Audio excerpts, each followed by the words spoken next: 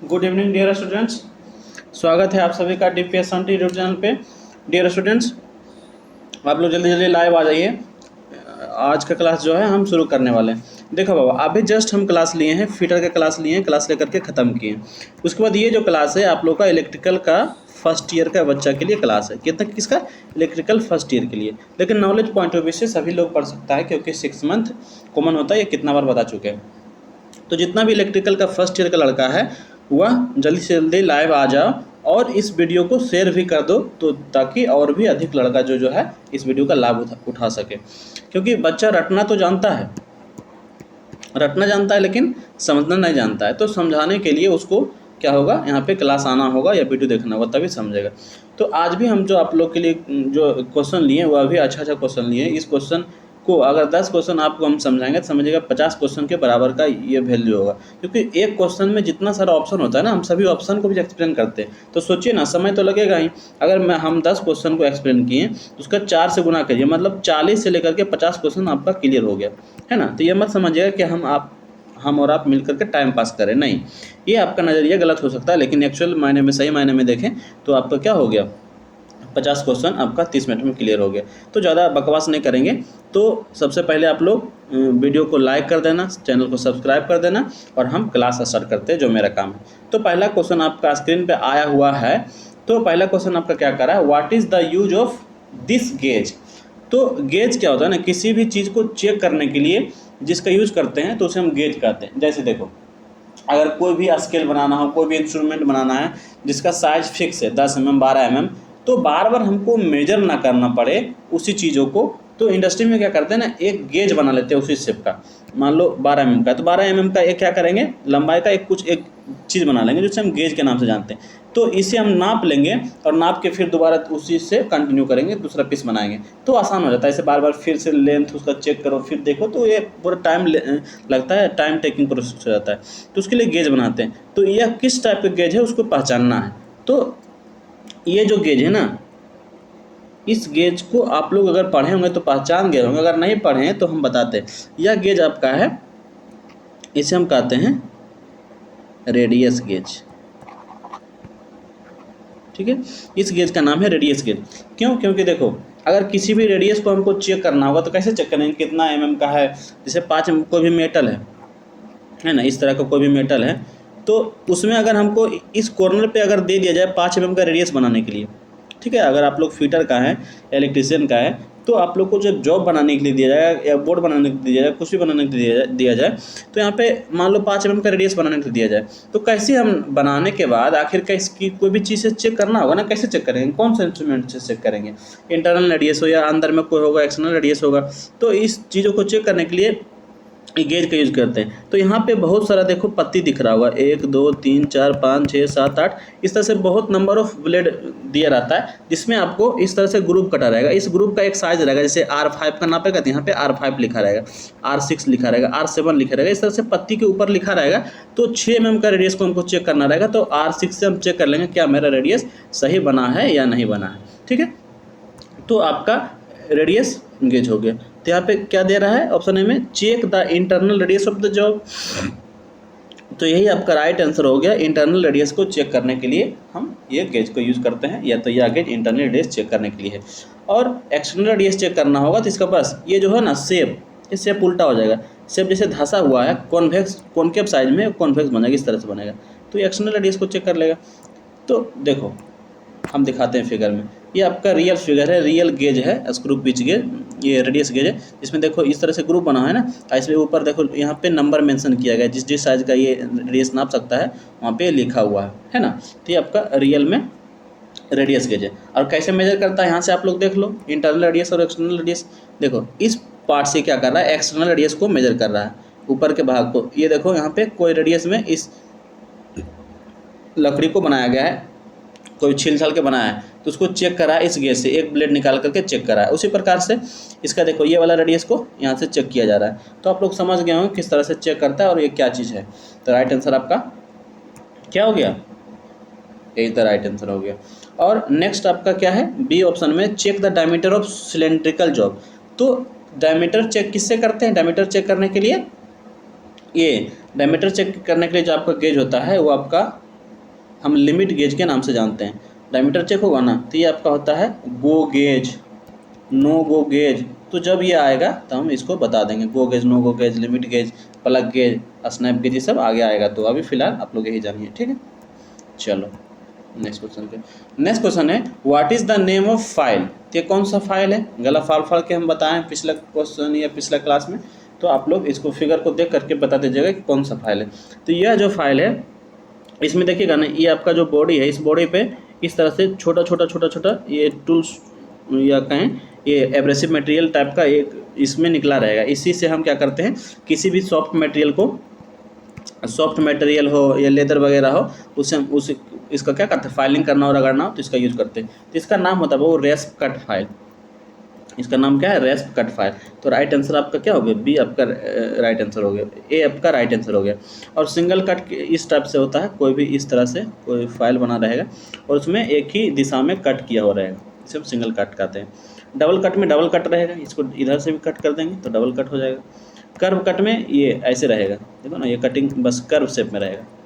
कोई भी फाइल ऐसे बना रहेगा ना, हैंडल यहाँ पे है, यहाँ पे फाइल कर्व में कटा रहेगा, तो ये आपका कर्व कट फाइल हो जाएगा। तो इस तरह से आप लोग पहचान लीजिएगा कौन सा फाइल है। तो इसका राइट आंसर ये हो जाएगा। नेक्स्ट क्वेश्चन आपका है what is the name of tools. तो इस टूल्स का नाम क्या होगा, आप लोग बताइए, जल्दी जल्दी बताइए। इस टूल्स का आपका नाम है बाबू, इस टूल्स का नाम है आपका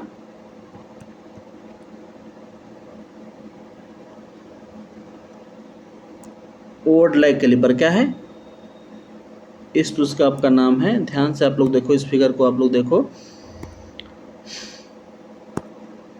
इसका नाम है, सॉरी, हाँ, इस क्वेश्चन को ध्यान से आप लोग देखो। इसमें आप लोग को शेप दिख रहा होगा, इस तरह से दिख रहा है ना, यहाँ पे स्प्रिंग लगा रहता है ऐसे करके, यहाँ पे ये भाग होता है। तो इस तरह का जो होता है, ये अगर इनसाइड डायमीटर किसी भी चीज़ों का मेजर करना होता है ना, तो इनसाइड डायमीटर मेजर करने के लिए जिस टूल्स का यूज़ करते हैं उसे हम कहते हैं इनसाइड कैलिपर, ठीक है। तो यहाँ पे आप लोग को दिख रहा होगा कि किसी चीज़ का ये डायमीटर मेजर किया गया है, देखो ना, इस शेप का है, डायमीटर मेजर करके स्केल पे रख करके मेजरमेंट ले रहा है कि कितना mm का है। तो ये आपका इनसाइड कैलिपर के अंतर्गत रखेंगे, तो ये आपका ये हो गया। और किसी भी चीज़ का आउटसाइड डाया मेजर करना होगा तो इस शेप में जो कैलिपर आएगा उसे हम ये कहते हैं आउटसाइड कैलिपर। और एक और कैलिपर होता है जिसे हम जेनी कैलिपर के नाम से जानते हैं, जिससे क्या होता है, देखो, अगर कहीं भी पैरेलल लाइन खींचना हो या किसी भी सर्कुलर जॉब का हमको सेंटर निकालना हो, तो ये हम ओड लाइक कैलिपर का नाम, ये नाम से जानते हैं। तो ओड लाइक कैलिपर का ही नाम होता है, इसे ही जेनी कैलिपर कह देते हैं, इसे ही हार्मोफ्रोडाइट कैलिपर कहते हैं। तो तीनों में नाम से कोई पूछे तो आप लोग बता दीजिएगा। यहाँ पे आपका राइट आंसर क्या हो गया, B is the right answer. और इसके अलावा देख लो आप, इसका कैसा शेप होता है, देख लो, ये आपका इनसाइड है ना, कोई भी रिंग है, रिंग का अंदर का डायमीटर मेजर करता है, यही है ना, देखो सेम ऐसा दिख रहा है। तो ये आपका ये हो गया इनसाइड कैलिपर। और इस रिंग का अगर आउटसाइड डाया मेजर करेंगे तो इस कैलिपर का यूज़ करेंगे, जो कि आपका आउटसाइड कैलिपर हो गया। और ये तो आपका ओड लाइक कैलिपर हो गया। तो इस प्रकार से आप लोग को ये पता चल गया होगा। यहाँ भी आप लोग देखो, ये ओड लाइक कैलिपर है, इसका एक लेग क्या होता है, बेंट होता है, और एक लेग सीधा होता है जिसमें हमारा यह स्क्राइबर लगा होता है, ठीक है। तो ये पहचानने का तरीका होता है। चलो नेक्स्ट क्वेश्चन। नेक्स्ट क्वेश्चन है आपका what is the cause for twisting defect in timber. ये तो आपका कॉमन से का क्वेश्चन है, इसमें ज़्यादा कुछ बताने की जरूरत नहीं, आप भी बता दीजिएगा।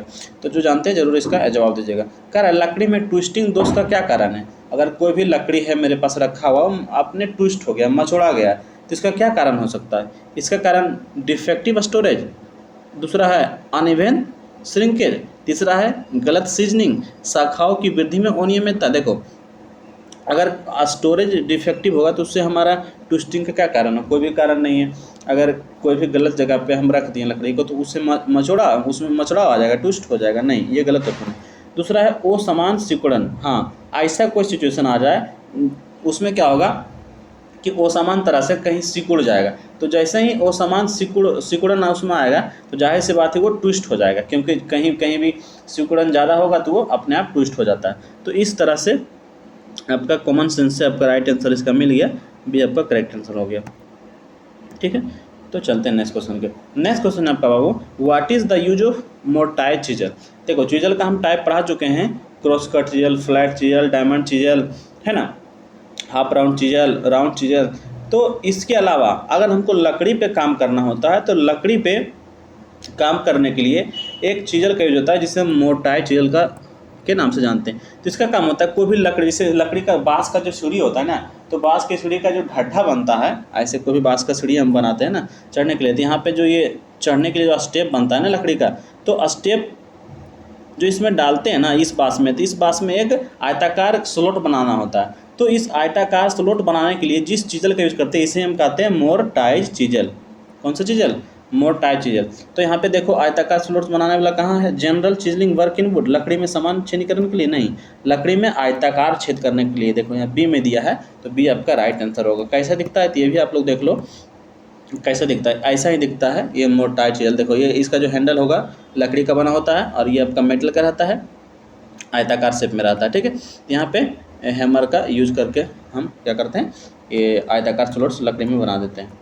चलो तो नेक्स्ट क्वेश्चन को चलते हैं। नेक्स्ट क्वेश्चन है which type of stake is used for sharp bend in sheet metal. देखो पहले स्टेक क्या होता है, तो स्टेक का यूज हम करते हैं कोई भी मेटल फॉर्मिंग प्रोसेस में। जैसे कोई भी मेटल है उसको बेंड करना हो, उसको 60 डिग्री पे मोड़ना हो, उसको 90 डिग्री पे मोड़ना हो, उसमें उसको गोल करना हो, है ना, उसको ठोक पीट के कुछ अलग शेप देना हो, तो शीट मेटल वर्क में हम क्या करते हैं, उस चीज़ों को करने के लिए, उस चीज़ों को परफॉर्म करने के लिए हम एक युक्ति का यूज करते हैं जिसे हम स्टेक के नाम से जानते हैं। तो इसमें से बोल रहा है कि शार्प बेंड बनाने के लिए, तो शार्प बेंड यानी कोई भी मेटल सीधा है ना, तो इस मेटल को हम क्या करेंगे, मोड़ के एकदम तीखा बेंड बना देंगे इस तरह से, है ना, ऐसे बनाना है। तो इस तरह बनाने के लिए जिस स्टेक का यूज करते हैं उसे हम कहते हैं हैचेट स्टेक के नाम से जानते हैं। ठीक है, तो चलो हम इसका फिगर दिखा देते हैं, आपका राइट आंसर तो हम बता दिए। देखो यहाँ पे आप लोग को दिख रहा होगा हैचेट स्टेक, है ना, हैचेट स्टेक। तो हैचेट स्टेक यहाँ पे देखो पूरा शार्प शेप में है, तो यहाँ पे मेटल रखेंगे रोड को और हैमर से जब प्रेस करेंगे तो शार्प जो है शेप अपना ले लेगा। तो और ये है आपका हाफ मून स्टेक। तो कोई भी अर्धवृत्ताकार शेप का, अर्धचंद्राकार शेप का हमको कुछ करना होगा या शेप देना होगा तो हाफ राउंड स्टेक का यूज कर लेते हैं।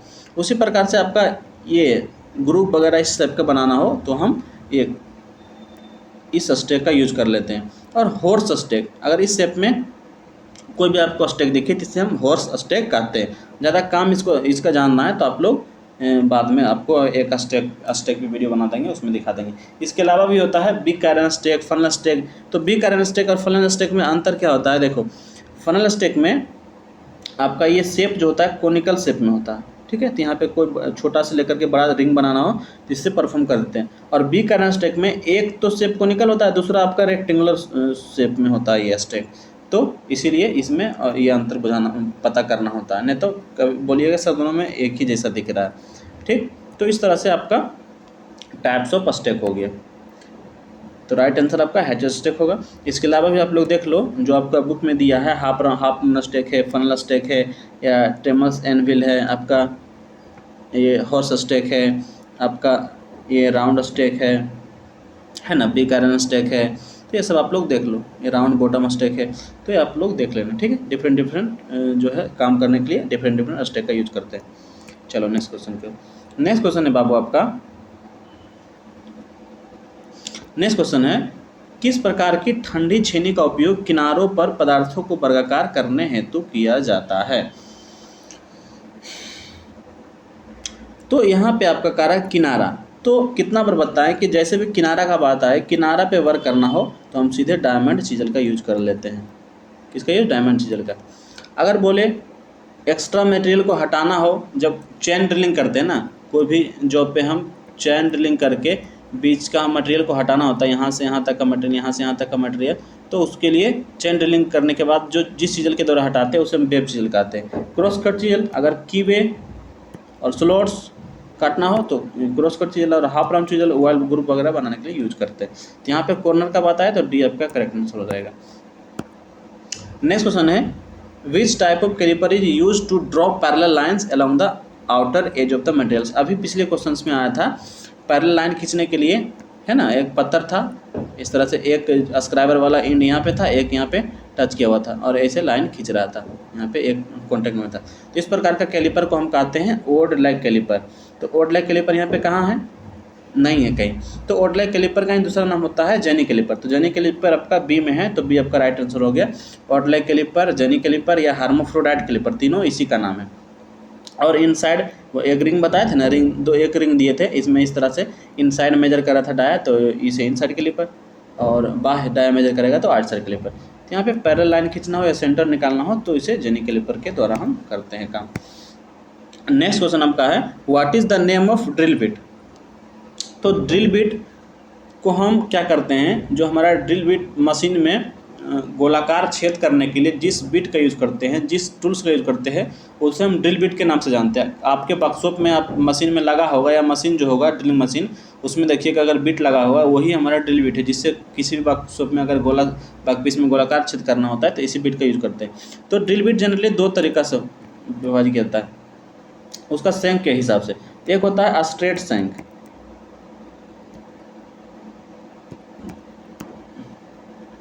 एक होता है टेपर सैंक। ठीक है, तो स्ट्रेट सैंक में क्या होता है ना, मैक्सिमम 12.5 mm तक का ही डाया को मेजर कर ये होल कर सकते हैं, और टेपर सैंक में 12.5 mm से ज़्यादा तक का क्या होल वाले होल कर सकते हैं इस ड्रिल बिट से। तो इसमें अंतर क्या होता है, देखो इसका जो सैंक होगा, यानी कि जो जिस मशीन में जो जिस पोर्शन को पकड़ा जाता है उसे हम सैंक कहते हैं। यहाँ पे देखो, तो इसका जो सैंक है ना, ऊपर का भाग, ड्रिल बिट का सबसे ऊपर का भाग जो होता है ये सैंक होता है। यही हमारा जो ड्रिल मशीन होता है उसमें पकड़ के रखता है, ड्रिल मशीन में पकड़ ये अंदर जाता है, और ये तो आपका कटिंग पोर्शन है।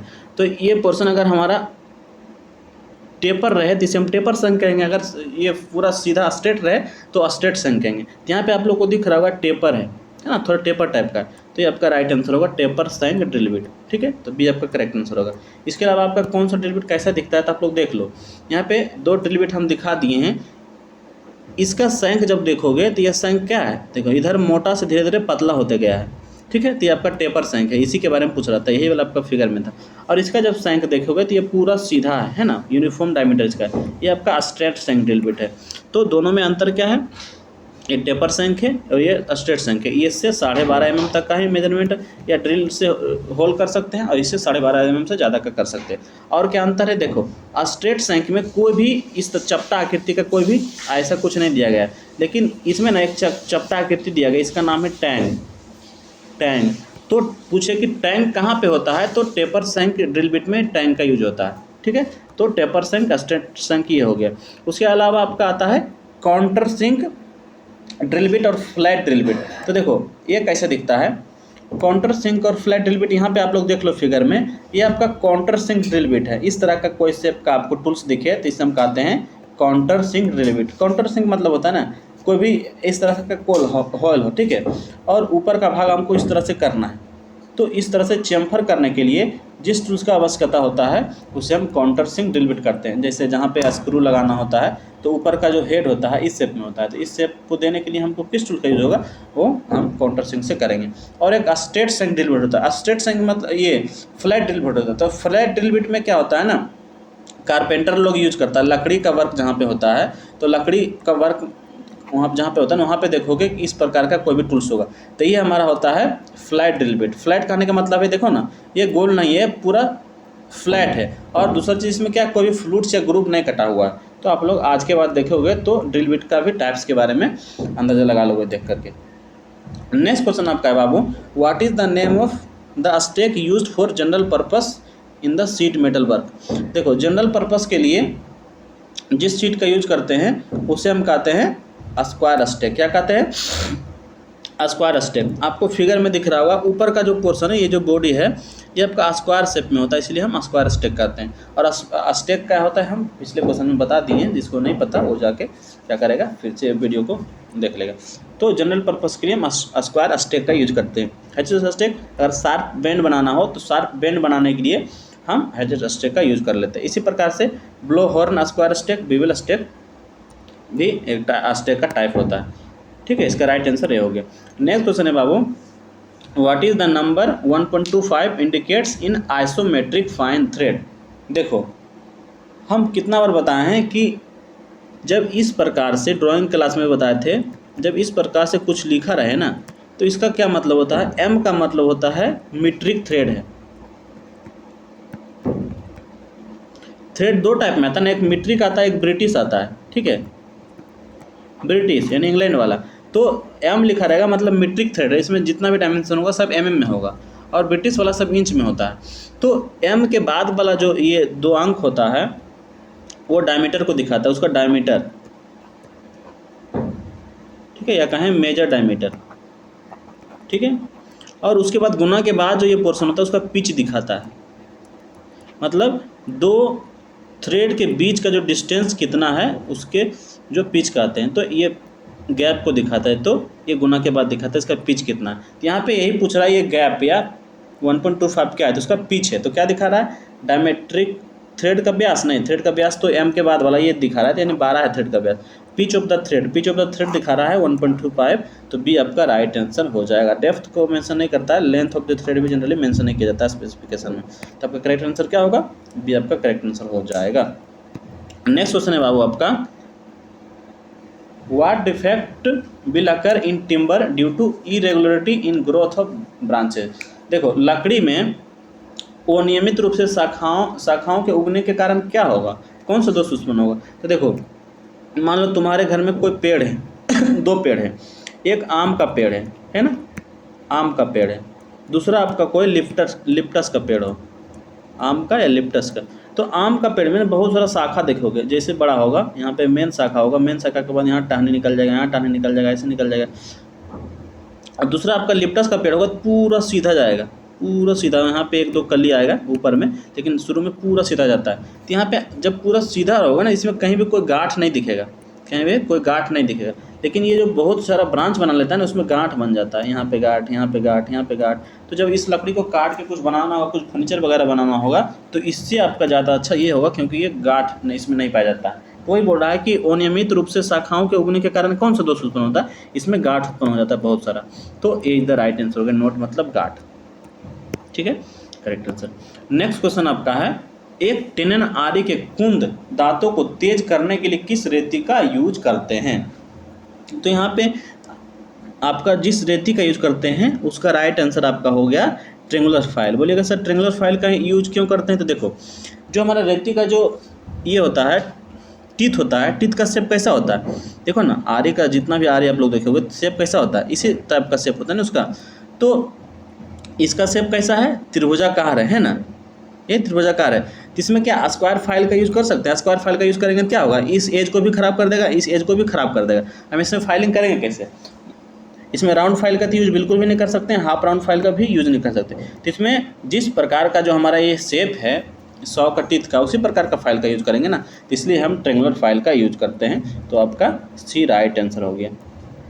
नेक्स्ट क्वेश्चन, हाँ इसके अलावा आप लोग देख लो कौन सा फाइल कैसे दिखता है। ये आपका फ्लैट फाइल हो गया, ये आपका हैंड फाइल हो गया।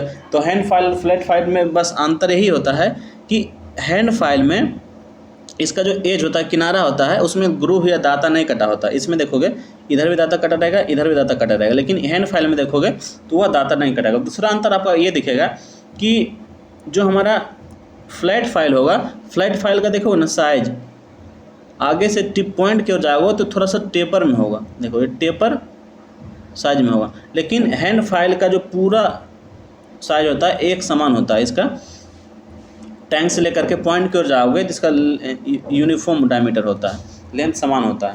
देखो कहीं भी पूरा फ्लैट है ना, इसका जो साइज है बॉडी का पूरा बराबर है। उसके बाद ये स्क्वायर फाइल है, इसका क्रॉस सेक्शन स्क्वायर शेप में होता है। पिलर फाइल हो गया राउंड, ये राउंड शेप में रहता है इसलिए राउंड फाइल हो गया। ट्रेंगुलर फाइल हो गया, हाफ राउंड, जितना भी फाइल देखो ना ऊपर से नीचे को जाओगे तो इसका डायमीटर क्या होगा, या ये घटेगा, टेपर शेप लेगा। लेकिन हैंड फाइल एक ऐसा फाइल होता है जिसका एज में कोई भी दांत नहीं कटा होता है और दूसरा एक समान मोटाई का होता है। चलो इससे ज़्यादा क्या हम बताएं। तो राइट आंसर आपका इसका सी हो गया। चलते हैं नेक्स्ट क्वेश्चन के। नेक्स्ट क्वेश्चन है बाबू, name the part mark at X. तो फाइल में ना स्पेसिफिकेशन आप लोग पढ़िएगा, तो फाइल का सबसे आगे का जो पोर्शन होता है, इस पोर्शन को हम लोग टिप के नाम से जानते हैं। टिप या इसे पॉइंट भी कहते हैं, ठीक है। और जिसमें हमारा दांत कटा होता है, ये जो जिसमें दांत कटा हुआ जितना पोर्शन पे, उसे हम कहते हैं फेस, ठीक है। और इसका जो किनारा होता है, पतला किनारा होता है, ये आपका एज कहलाता है, ठीक है। और जितना भाग पे दांत नहीं कटा रहता है, ये उजला उजला शेप जो दिख रहा है, जितना पे दांत नहीं कटा रहता है उसे हम टेंग के नाम से जानते हैं। टैंग। यहीं पे आपका फाइल का लंबाई हो, फाइल का साइज हो, या जिस कंपनी ने बनाया उसका नाम दर्शाया रहता है। तो यह भी क्वेश्चन पूछे कि कहाँ पे इसका नाम दर्शाया रहता है, तो टैंग पे दर्शाया रहता है। उसके बाद ये आपका टेपर शेप में जो आकृति दिख रहा है, सॉरी ये आपका हो गया हील हो गया, टैंग नहीं, आपका हील होता है, गलत हम नाम बता दिए, सॉरी टू से।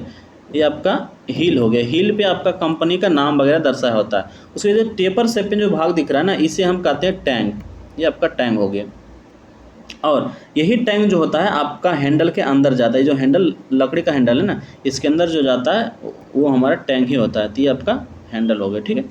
तो इस तरह से आपका टैंग हो गया, एज हो गया, हील हो गया। और शोल्डर क्या होता है? शोल्डर कुछ नहीं है, यहाँ जो हील से टैंग के बीच का जो ये यहाँ पे थोड़ा सा बता कर्व शेप में बनाता है ना, वही कर्व या राउंड शेप को हम शोल्डर कह देते हैं। तो शोल्डर कुछ नहीं है, टैंग और हील को जोड़ने वाला जो रेडियस होता है या जो शेप बनाता है उसे हम शोल्डर के नाम से जानते हैं। तो आज के बाद जो भी क्वेश्चन फाइल से पूछे, कोई भी स्पेसिफिकेशन से आप लोग बता दीजिएगा। तो यहाँ पे एक्स कहाँ पे दर्शाया गया है? देखो एक्स दिखाया है खाली स्थान को। तो खाली स्थान को हम क्या कहते हैं? अभी जस्ट बताए थे, इसको हम कहते हैं हील।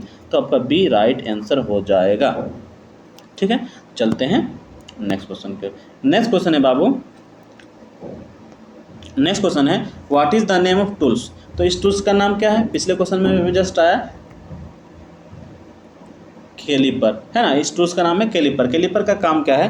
किसी भी रोड का या पाइप का इनसाइड डाया नापना है, आउटसाइड डाया नापना है, या कहीं भी पैरेलल लाइन खींचना है, या कोई भी सर्कुलर रोड का ये सेंटर निकालना हो, तो उसके लिए कैलिपर का डिफरेंट कैलिपर का यूज़ करते हैं। तो यहाँ पे ना, यहाँ पे आप लोग देखो कि ये आपका ये पैरेलल लाइन खींचता जा रहा है। इसका जो फेस है, फेस पे पैरेलल लाइन खींचता है। तो पैरेलल लाइन खींचने के लिए जिस कैलिपर का यूज करते हैं, इसे हम क्या बताए थे? जेनी कैलिपर कहते हैं, है ना, जेनी कैलिपर। तो जेनी कैलिपर का ही दूसरा नाम होता है ओडलाई कैलिपर, ओडलाई कैलिपर। इसी का नाम होता है हर्माफ्रोडाइट कैलिपर, ठीक है, हर्माफ्रोडाइट कैलिपर। तो इस तरह से कोई भी इसमें से दिखे तो आपका राइट आंसर हो जाएगा। तो यहाँ पे देखो जेनी कैलिपर है, हाँ ए में जेनी कैलिपर दिखा है, तो ए इज द राइट आंसर हो जाएगा, ठीक है। और इनसाइड डाया मेजर करने के लिए होता है, आउटसाइड डायमीटर मेजर करता है। और फर्म जॉइंट कैलिपर, ये जॉइंट के हिसाब से कैलिपर को डिवाइड करते हैं, तो फर्म जॉइंट और स्प्रिंग जॉइंट कैलिपर कहते हैं। तो यह जो अगर कैलिपर पूछे कि किस जॉइंट वाला है, तो यह फर्म जॉइंट वाला है, फर्म जॉइंट, ठीक है। और स्प्रिंग जॉइंट रहेगा तो स्प्रिंग बना रहेगा यहाँ पे इस तरह से, फाइन एडजस्टमेंट करने के लिए यहाँ स्क्रू वगैरह दिया रहेगा, तो वो आपका स्प्रिंग जॉइंट कैलिपर कहलाएगा। तो राइट आंसर आपका क्या हो गया? A is the right answer हो गया। तो आज का क्लास यहीं तक रखते हैं। अगर जिस बच्चा को वीडियो अच्छा लगा होगा तो वीडियो को लाइक कर देना, चैनल को सब्सक्राइब कर देना और शेयर करना बिल्कुल नहीं भूलना, ताकि आप लोग जैसा बच्चा, मेहनती बच्चा यहाँ पे आए और मेरा क्लास ले, ठीक है बाबू। आज के लिए थैंक्स टू ऑल, कल के लिए आप लोग वेट करिए।